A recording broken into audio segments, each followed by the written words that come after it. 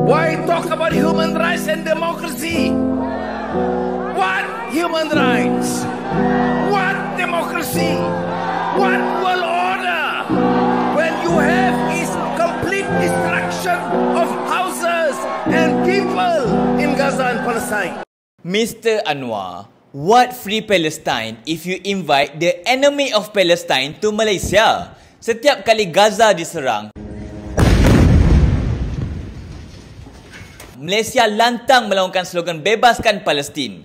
Tetapi apa maknanya semua itu kalau pada masa yang sama, kerajaan bentangkan karpet merah kepada musuh utama Palestin, iaitu Presiden Amerika Syarikat yang jelas menyalurkan berbilion dolar bantuan ketenteraan yang digunakan Israel untuk menyerang Gaza. Ingin saya ingatkan, Amerika Syarikat ialah penyokong utama kepada Israel.